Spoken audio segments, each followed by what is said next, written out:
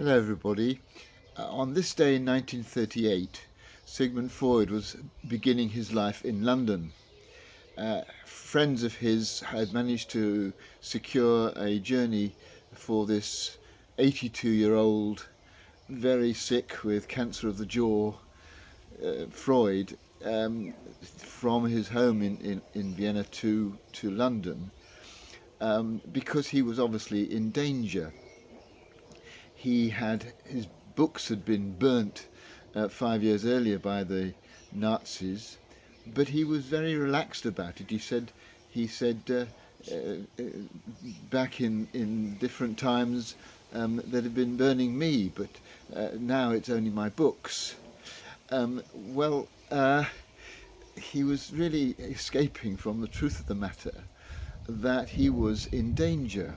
The Nazis called his psychoanalytical approach Jewish pseudoscience, and they were not going to allow somebody like him to be around, ill though he was, when they finally took Austria.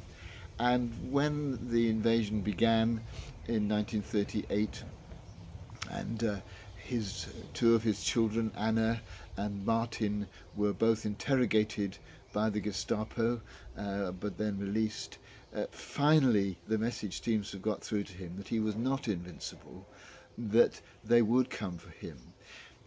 Previously, he seems to have thought that providing human beings could sort out their Oedipal complexes and their death wishes and all the other problems of their internal psyches, all would be well and peace would return.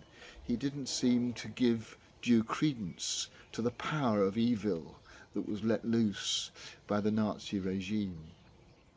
And it struck me that it was worth recalling today that although there is plenty wrong in the way that we human beings are and deal with each other, and we long to put ourselves right so that we can become individually more generous, more courageous, more loving people, actually there is a kind of evil which is beyond just individual human beings, that seems to be a corporate thing, that gets into institutions, that gets into nations, that gets into groups of people, that makes them behave in ways that sometimes individually they'd never dream of behaving like. But when together in a group, somehow all sorts of evil things can happen. St. Paul in the New Testament describes this.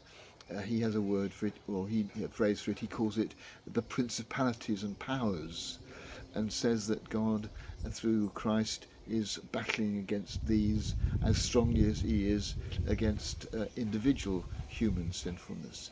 And I just thought today it was worth remembering that that is a powerful reality in our world today.